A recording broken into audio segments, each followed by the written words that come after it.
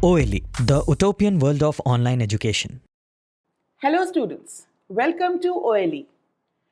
As we have been discussing tenses, today it is turn of the last category of tenses, that is future tense. Past बीता हुआ समय हो चुका, present चल रहा है, आने वाला समय फ्यूचर कहलाता है। फ्यूचर के बारे में हमने बहुत सारे गाने सुने होंगे जिसमें कि ये कहा जाता है कि कल क्या होगा नहीं पता। यही है फ्यूचर टेंस का भी भाव। फ्यूचर टेंस में जो भी हम सेंटेंसेस बनाएंगे उनमें स्टूडेंट्स टेक्निकली अगर मैं बात करूं तो 100% श्योरिटी, पक्कापन, पुख्तापन कि ये काम आने वाले समय में होगा, ऐसी श्योरिटी, ऐसी गारंटी, ऐसी एश्योरेंस फ्यूचर टेंस में नहीं होती है। कोई भी काम जब हम कहते हैं कि ये होगा या मैं करूंगी, वो जाएगा, वो आएगा, तो कहीं ना कहीं 1%, 2%, 5% डाउट होता ही है। You can never be 1 crore% sure, 100% sure कि ये काम होगा ही होगा। यू नेवर नो अगले हफ्ते, अगले महीने, अगले सेकंड क्या होगा। एक हमें कॉन्सेप्ट बहुत क्लियर रखना है अपने जहन में, अपने दिमाग में कि future tense is not 100% surety tense, right. Let's start. जैसे बाकी कैटेगरीज में सब कैटेगरीज होती हैं, इसमें भी है future simple, future continuous, future perfect and future perfect continuous. Future simple में क्या करते हैं हम लोग, कोई भी काम आने वाले समय में होगा, हम ऐसी बात करते हैं, राइट। इसकी ऑक्सिलरीज या हेल्पिंग वर्ब्स क्या हैं, विल या शैल, राइट। अब एक और गौर करने वाली बात क्या है students, we are having two auxiliaries will and shall, however will is used in both spoken and written, right? We do not use shall in spoken English. I'm not saying we do not use shall at all. Please confuse मत हो जाइएगा। मैंने ये बिल्कुल नहीं कहा आपसे कि shall use हम करते ही नहीं हैं। All I'm trying to say is will is used in both written and spoken. Shall is only used in written. Spoken English में हम shall नहीं बोलते हैं, किसमें, फ्यूचर कॉन्टेक्स्ट में, फ्यूचर टेंस में। ये वाला पार्ट थोड़ा सा मैं डिटेल में समझाऊंगी आप लोगों को। मैं ये नहीं कह रही हूं कि शैल वर्ड का इस्तेमाल हम करते ही नहीं हैं। प्लीज इस बात को ध्यान दीजिएगा, जो मैं कहना चाह रही हूं कि शैल का प्रयोग for future tense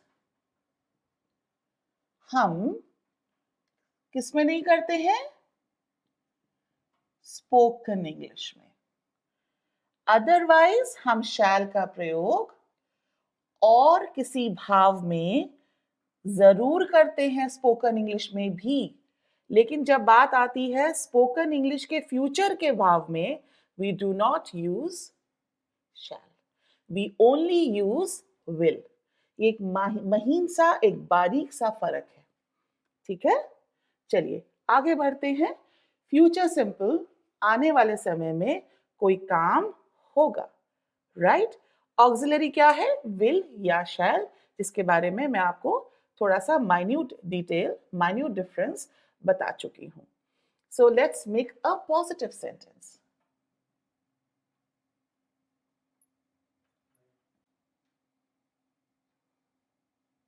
positive sentence बनाए हम लोग, तो सब्जेक्ट से ही शुरुआत करेंगे हम लोग।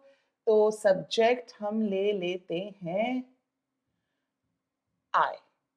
Let's take a pronoun I. I will या shall अगर written है तो I will brush the carpet, ठीक है। I will brush the carpet. Students, spoken English में या लिखते वक्त भी, रिटन इंग्लिश में भी, we contract these two words and we convert it into I'll. Pronounce जब करते हैं तो it becomes I'll. I'll brush the carpet. ठीक है, आने वाले समय में मैं कारपेट को ब्रश करूंगी. ठीक है, बहुत सिंपल है. Now let's move on to the negative. Negative के लिए हमें क्या लगाना पड़ता है स्टूडेंट्स? नॉट. तो अब सब्जेक्ट हमने चुन लिया था आई, ऑब्जेक्ट चुन लिया था carpet. So I will not brush the carpet. Right? I'll not brush the carpet. Students, I will not. Will not को हम लोग written and spoken दोनों की मैं बात कर रही हूँ. Contraction में won't भी बोलते हैं. I won't do that. I won't tell you. I won't eat. Won't. Will not का short form contraction. I will not brush the carpet. Understood? ये हो गया. Now let's move on to the next category, that is future perfect. Future perfect. Perfect हमेशा ये बताता है कि कोई काम आने वाले समय में पूरी तरह से खत्म हो चुका होगा. कुछ अजीब लगा मेरा बोलना? मैं रिपीट करती हूँ, ध्यान से सुनिएगा. आने वाले समय में, क्योंकि फ्यूचर का मतलब ही है आने वाला समय, भविष्य काल. राइट? फ्यूचर में, आने वाले समय में कोई काम पूरी तरह से खत्म हो चुका होगा. मैं ऐसा नहीं लग रहा जैसे मैं कोई ज्योतिषी हूं, है ना? भविष्यवक्ता जैसा लग रहा है ना मेरा बोलना, एस्ट्रोलॉजर जैसा. एस्ट्रोलॉजर्स ही बोल सकते हैं भाई आगे क्या होगा, अगर सही सच्चा एस्ट्रोलॉजर है तो, अंतर्यामी है तो. वरना एक नॉर्मल इंसान ये तो कह सकता है कि मैं वहां जाऊंगा, वो घर आएगा, मैं 4 साल बाद लंदन में सेटल होऊंगा. भाई परिस्थितियां हैं, बदल जाए तो क्या पता. लेकिन एक आदमी की उम्मीद होती है कि मैं ये काम करूंगा या ये काम नहीं करूंगा. मैं नहीं करूंगा, मेरा मन नहीं है. लेकिन फ्यूचर परफेक्ट टेंस में, इस कैटेगरी में, जिसकी की ऑक्सिलरीज क्या है? विल हैव है, शैल हैव है. तो कैसे कोई ये कह सकता है कि आने वाले समय में मैं ये काम पूरी तरह से खत्म कर चुका होऊंगा? एग्जाम्पल के तौर पे मैं आपको समझाती हूं. अब सब्जेक्ट आई लेके चल रही हूं. आई विल, चूंकि मैंने विल लगाया है, साथ में हैव लगाना जरूरी है. आई विल हैव, तभी तो ये बनेगा ना फ्यूचर परफेक्ट, क्योंकि विल के साथ मैंने हैव लगाया है. ठीक है, अब परफेक्ट में हैव लगाया है तो मानी बात है कि हैव के साथ मुझे वर्ब की थर्ड फॉर्म लगानी होगी. तो आई विल हैव, यहां पे हमने मेन वर्ब क्या लिया था माय डियर स्टूडेंट्स? ब्रश. ये ऑक्सिलरी है, हेल्पिंग वर्ब्स है, ये है main verb. I will have brushed the carpet.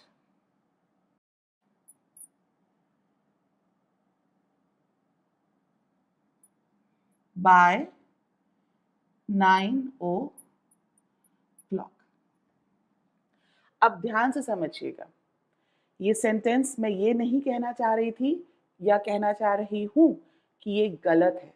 कई बार कोई हमसे ये पूछता है कि आपके पास ये डेडलाइन है, क्या आप ये काम उस समय तक खत्म कर चुके होंगे, कर पाएंगे? तो कहते हैं हाँ, मैं ये काम खत्म कर चुका हूँगा 2 बजे तक, 4 बजे तक, ऐसा कहते हैं. लेकिन स्टूडेंट्स, जो मैं समझाने की कोशिश कर रही हूँ वो ये है कि इसमें 100% गारंटी, एश्योरेंस, श्योरिटी नहीं होती है. यहाँ पे हमेशा एक एलिमेंट ऑफ डाउट, एक एलिमेंट ऑफ पॉसिबिलिटी, संभावना का रहता ही है. I will have brush the carpet by 9 o'clock। ठीक है भाई, अगले ने कहा है, कह रहा है तो करेगा, लेकिन क्या ये काम कंप्लीट हो जाएगा, इसकी कोई गारंटी नहीं होती है। इसमें सबसे ज्यादा अगर किसी काम की गारंटी होती है तो वो होती है पास्ट टेंस में, क्योंकि उसमें तो काम हो चुका है तो उसको कोई चेंज नहीं कर सकता, लेकिन फ्यूचर टेंस में गारंटी नहीं होती है। ये कहना कि मैं 2025 तक लंदन जा चुका होऊंगा, for example I will have gone to London in 2025, कुछ अजीब लगता है, सोच अजीब लगती है। टेक्निकली, ग्रामेटिकली सेंटेंस गलत नहीं है। Please understand the difference what I am trying to explain, right?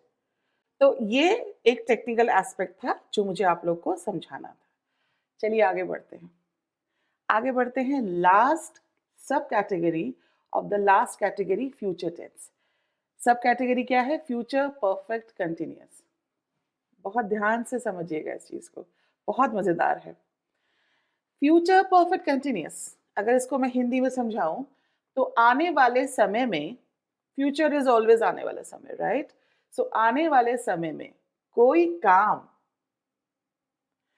लगातार, कंटिन्यूअस का मतलब तो लगातार होता है ना, लगातार इतने समय से चल रहा होगा। नीता 4 घंटे से कपड़े धो रही होगी। हंसी आई? मुझे भी आ रही है। ऐसा नहीं बोल सकते हम लोग। फिर से समझिएगा सेंटेंस लिखने को। चलिए मैं लिख देती हूँ सेंटेंस। नीता, राइट? नीता की बात कर रहे थे ना। ऑक्सिलरी क्या है students? Will have been, shall have been. चलिए विल हैव बीन ले लेते हैं। नीता विल हैव बीन, कपड़े धोना, वॉशिंग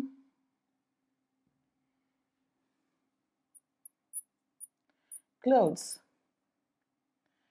for 4 घंटे, 4 hours।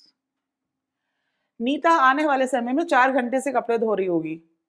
सोच भी नहीं पाते हैं हम लोग ऐसा। तो लिखने की या बोलने की बात तो बाद में आती है ना, क्योंकि हम लोग लिखते या बोलते वही है जो हम सोचते हैं। क्या हम सोच पाएंगे इस तरह से कि नीता आने वाले समय में 4 घंटे से कपड़े धो रही होगी लगातार? नहीं ना। अब कोई बच्चा ये सोचेगा कि मैम आपने तो ये पढ़ाया है कि प्रेजेंट परफेक्ट कंटिन्यूअस हो चाहे पास्ट परफेक्ट कंटिन्यूअस हो, उसमें ऑक्सिलरी में सिंस और फॉर के साथ टाइम लगता है, और आपने यहाँ पे सिर्फ फॉर लगाया है। ऐसा कैसे?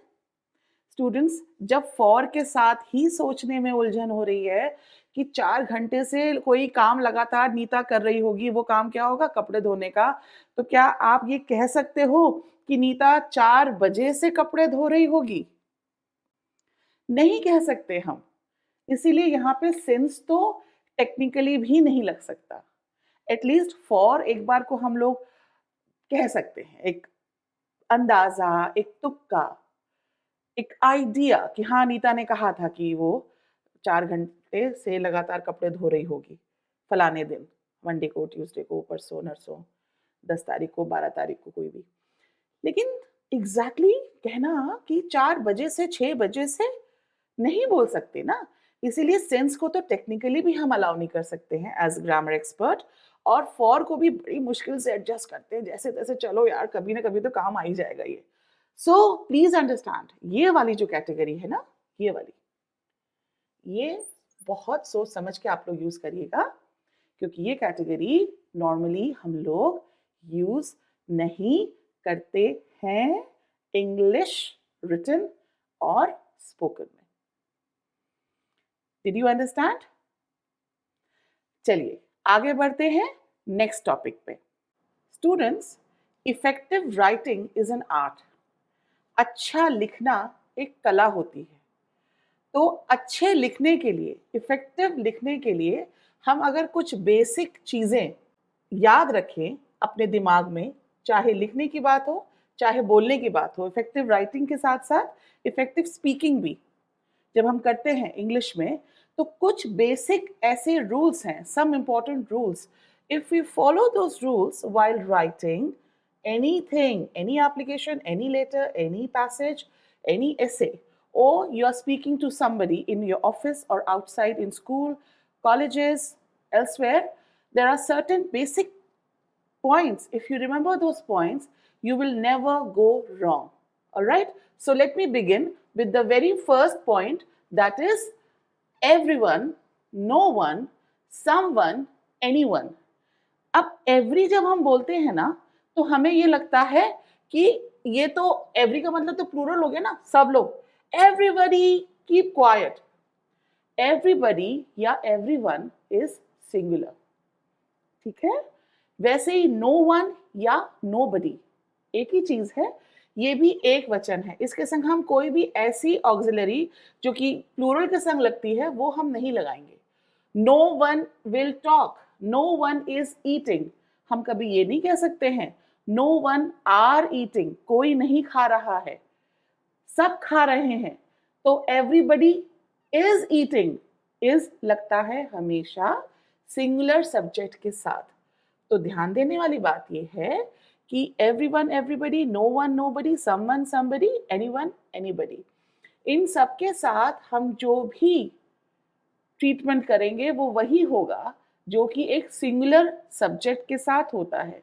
इनको बोलते समय या लिखते समय हमेशा सिंगुलर के साथ जो भी हेल्पिंग वर्ब्स या जो भी फॉर्मेलिटीज पूरी करनी होती हैं, सिंगुलर के साथ सेम फॉर्मेलिटीज, रिचुअल्स हमें टेक्निकल फॉलो करनी होती हैं इनके साथ. क्लियर हो गया? Let's move on to the second important rule. Always start a sentence with subject. Students, English दो तरह की होती हैं. एक होती है एक्टिव और एक होती है पैसिव. इस वक्त मैं बात कर रही हूं एक्टिव इंग्लिश की. एक्टिव इंग्लिश का कोई भी वाक्य लिखते समय या बोलते समय कभी भी बिना सब्जेक्ट के हम शुरू नहीं करते हैं. Exceptions are there. कोई कमांड अगर देना है, stop, look, don't do it, आप कहेंगे इसमें तो कोई भी सब्जेक्ट नहीं है.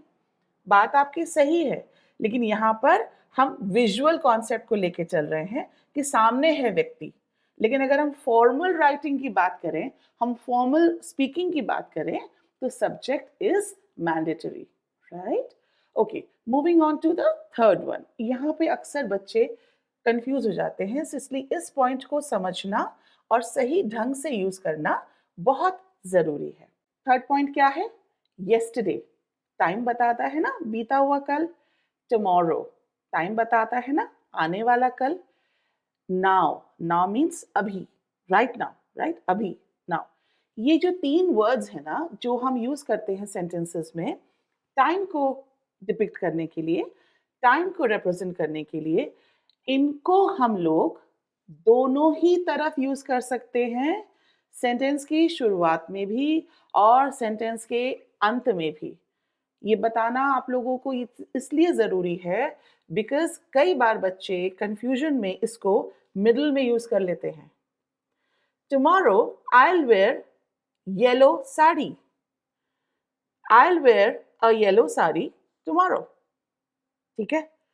I will tomorrow wear a yellow sari, ये गलत है. ठीक है, शुरू में यूज कर लो. Tomorrow I will wear a yellow sari. Tomorrow I will go for a picnic. I'll go for a picnic tomorrow. शुरुआत में या अंत में, लेकिन बीच में नहीं यूज करना है इसको. I will tomorrow go for a picnic, will के बाद tomorrow लगा दिया, that is wrong. Right? Okay, now moving on to the fourth rule, that is use these days, nowadays. कहते नहीं आजकल. आजकल आम बहुत महंगा है. आजकल बहुत गर्म है, मौसम गर्म है. So these days, nowadays should always be used in the beginning. Nowadays the weather is very hot. हम ये नहीं कह सकते हैं the weather is very hot nowadays, right? ये गलत हो जाएगा। दीज डेज या नाउ डेज का मतलब यही होता है, दोनों का सेम मीनिंग है आजकल। तो इसको हमेशा हमें वाक्य की बिगिनिंग, मतलब we have to use it in the starting of the sentence, शुरुआत में यूज करना होता है हमेशा, राइट? आप देखिएगा इन सारे छोटे छोटे जो डूज एंड डोंट्स होते हैं ना, अगर हम इनको फॉलो करेंगे तो हमारा जो कमांड ओवर इंग्लिश लैंग्वेज है वो बहुत स्ट्रांग हो जाएगा, रिटन हो चाहे स्पोकन हो। Last word, in the morning, evening, afternoon, at night, night के साथ या मिडनाइट, मिडनाइट मतलब मध्य रात्रि के साथ कभी भी हम इन नहीं लगाते हैं। हाँ, यहाँ भी एक एक्सेप्शन है, लेकिन फिलहाल जो मैं बात कर रही हूँ वो ये है, इन the morning, evening, afternoon, at night, midnight. ये जो वर्ड्स हैं, अगेन स्टूडेंट्स, ये वर्ड्स टाइम बताते हैं, दिन, सुबह का, दोपहर का टाइम, रात का या शाम का time. These should be used in the end and if time is also given. First use the time, then morning, evening, etc. For example, please come and meet me in the evening. Okay? In the evening हमने जब बोला तो ये बोला कि शाम को मिलने आना, तो हमने शाम को वर्ड कहाँ यूज किया? अंत में यूज किया। In the evening come and meet me नहीं बोल सकते ना, शुरुआत में नहीं बोल सकते हम।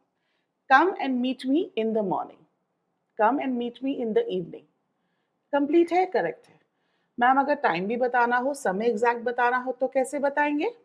तब आप बोलेंगे please come and meet me at 4 o'clock या एट 6 o'clock या 6 AM, 6 PM। अगर मॉर्निंग है तो AM, इवनिंग है तो PM। अगर हम लोग इवनिंग यूज कर रहे हैं तो हम लोग क्या बोलेंगे?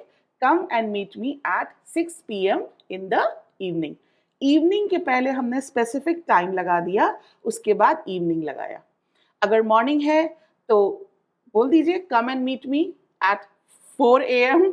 अगर कोई मिलना चाहता है तो 4 AM, 5 AM, जब तक 12 नहीं बजते AM होता है, 12 दोपहर के नहीं बजते सुबह होती है, तो इन द मॉर्निंग लास्ट में लगेगा। The class will start at 8 o'clock in the morning. तो जब इन द मॉर्निंग लगाया तो यहाँ पे 8 o'clock का मतलब है 8 AM। अंडरस्टूड? इस तरह से हम लोग morning, evening, afternoon, at night, midnight हमेशा सेंटेंस के एंड में लगाते हैं। और साथ में अगर टाइम भी है 4 बजे, 6 बजे, 2 बजे, तो उसको इवनिंग, आफ्टरनून, नाइट के पहले ही लगा करके अपना सेंटेंस बोलते या लिखते हैं। आई होप ये छोटे छोटे टिप्स आपके बहुत काम आएंगी। Thank you so much. Enjoy learning. See you next time. Bye bye.